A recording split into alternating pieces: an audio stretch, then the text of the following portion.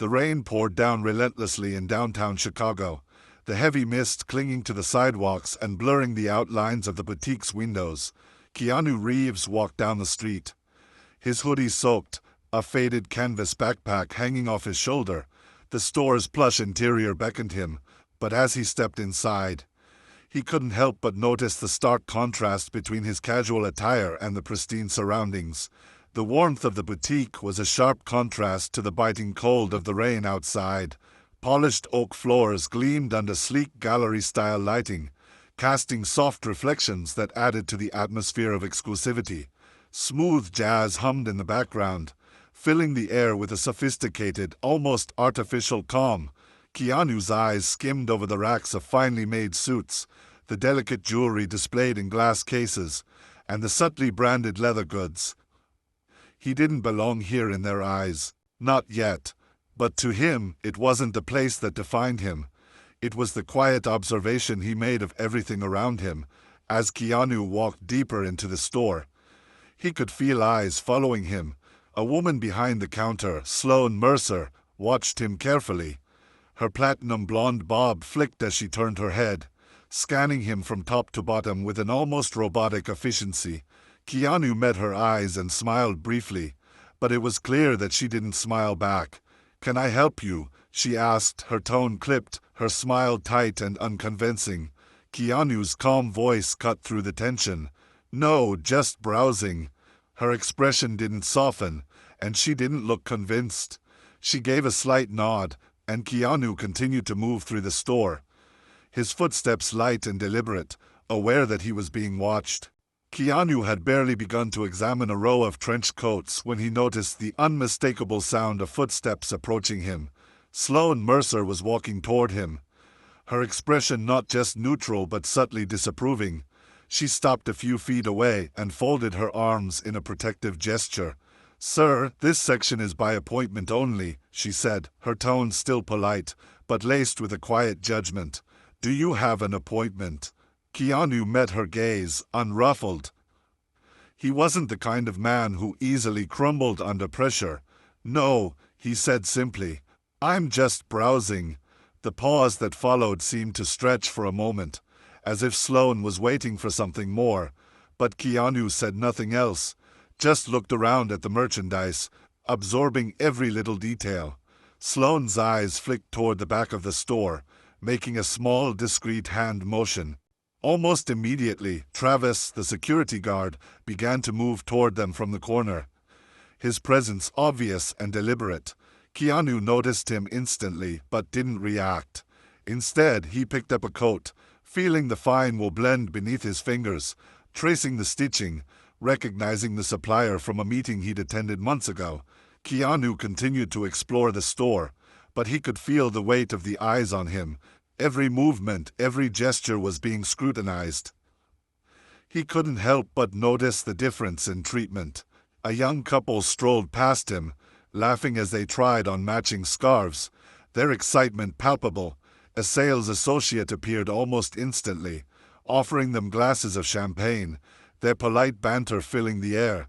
Keanu watched them for a moment before returning his attention to the navy blazer in his hands. The price tag was steep, but it wasn't the cost that interested him. It was the fabric, the quality. He'd approved that fabric himself, along with the stitching that went into the jacket. He recognized the small changes they'd made to the design since he last saw it. As he ran his fingers over the wool blend, Sloane returned to his side. "Please don't touch the bespoke line unless you intend to purchase," she said again, but her voice was sharper this time, less friendly. Keanu looked at her, his expression unchanged. He placed the blazer back on the rack gently, his movements slow and deliberate, but the air between them had shifted.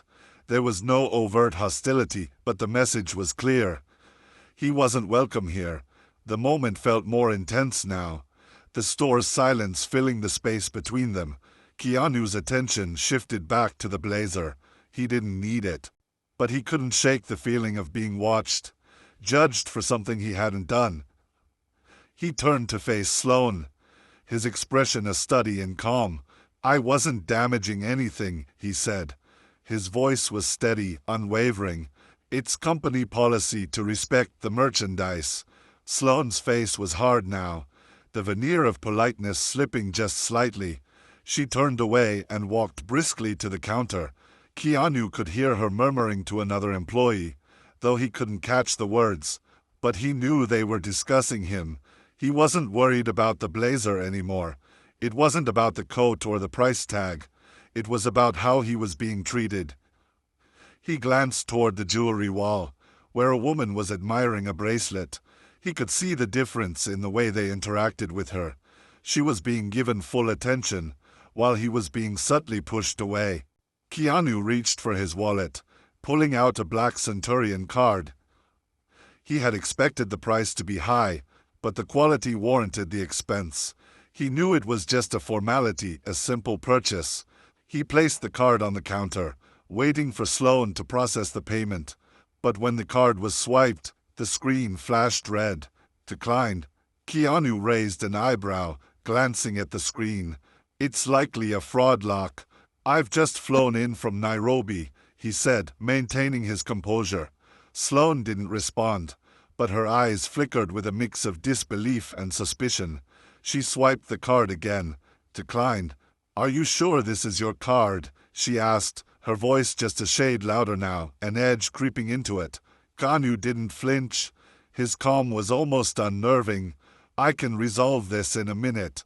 It won't be necessary, he assured her.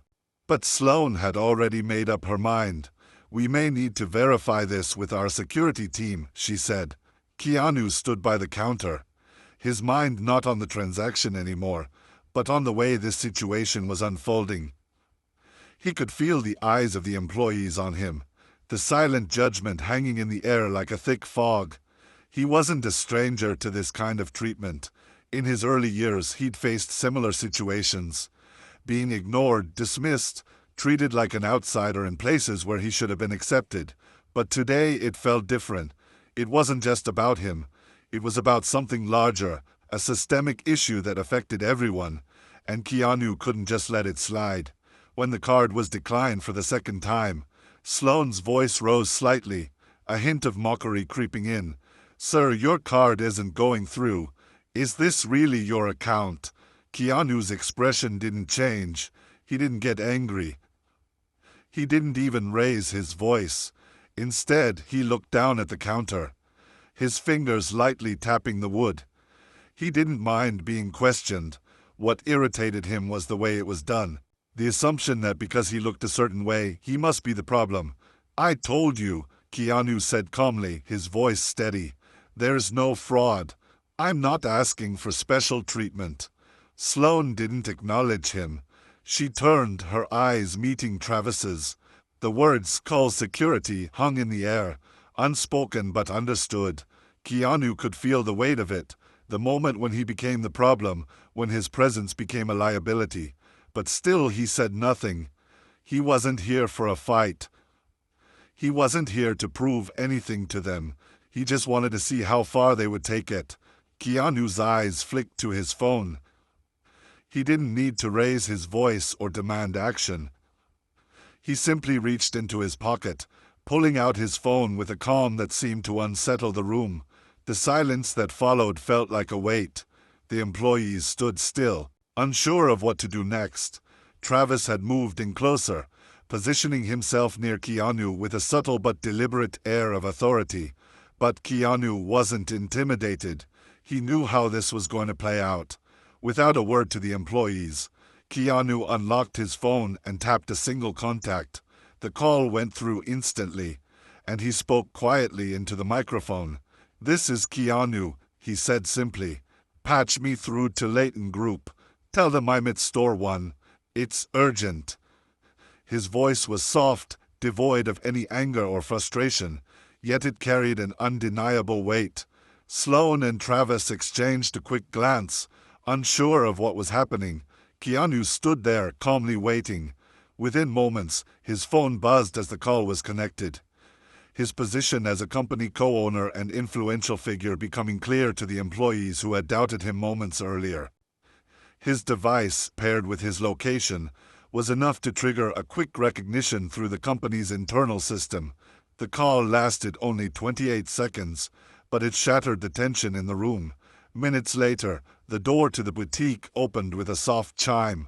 The quiet atmosphere shifted immediately as two figures entered, one carrying a tablet, the other wearing a lanyard with a chrome badge.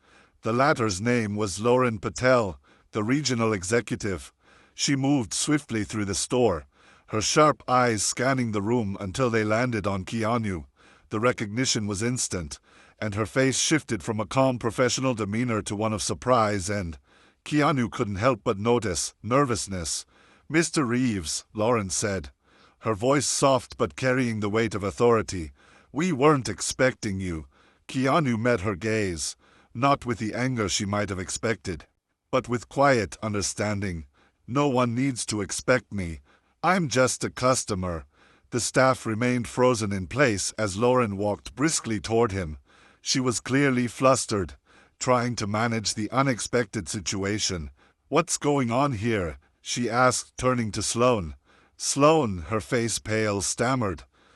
He was trying to make a purchase, but the card was declined twice. Lauren's brow furrowed. She turned to Keanu, but he had already moved away from the counter. The moment was heavy with unspoken words, with the realization that this wasn't just about the transaction. It was about how the system had treated him and countless others wrongly. Keanu didn't raise his voice, but he made sure his words carried the weight of a lesson learned. He addressed the entire store, standing in the middle of the boutique surrounded by employees who had once seen him as a problem to be removed. "You've all made an assumption," he began, his voice firm but not hostile. "You saw me walk in here, and because of the way I dress, because of the way I look, you treated me like a threat, like I didn't belong." The silence hung in the air, thick and uncomfortable. The customers in the store had begun to sense that something was happening. Their whispers hushed as they turned their attention toward Keanu. He paused, allowing his words to sink in. "This isn't just about me. It's about every person who has ever walked into this store and been treated differently because of how they look or how they're perceived." Keanu's eyes swept over the staff, his gaze lingering on Sloan and Travis. He wasn't angry. He wasn't here to humiliate them. He was here to make them see. "What happened today wasn't just a mistake," he continued. "It's part of a larger problem, one that this store and this industry needs to address. This isn't about a blazer or a credit card. It's about respect. It's about dignity." 2 months passed, and the boutique had undergone a profound transformation. The marble floors still gleamed, the same soft amber lighting illuminated the space, and the scent of leather still lingered in the air. But there was something different now. Keanu stepped into the boutique again, but this time no one flinched when he entered. No one whispered. No one looked at him like he didn't belong. Instead, a young woman behind the counter greeted him with a warm smile. "Welcome to Layton and Company," she said, her voice genuine. "Let me know if I can help with anything." Keanu nodded, a faint smile tugging at his lips. "Thanks. Just browsing." He moved toward the men's section, his fingers trailing over a new rack of summer-weight suits, the fabric lighter, the sizing more inclusive. It was a small change, but it meant something. It showed that the store was evolving. He glanced around and saw Sloan, now dressed in a muted gray uniform, helping a teenage boy select a suit jacket. The boy looked uncomfortable, unsure of himself, but Sloan spoke to him with kindness, asking about his budget, offering suggestions without judgment. The shift was evident. Keanu turned toward the exit, satisfied. He had done what he came here to do. The store had changed, and it would continue to change.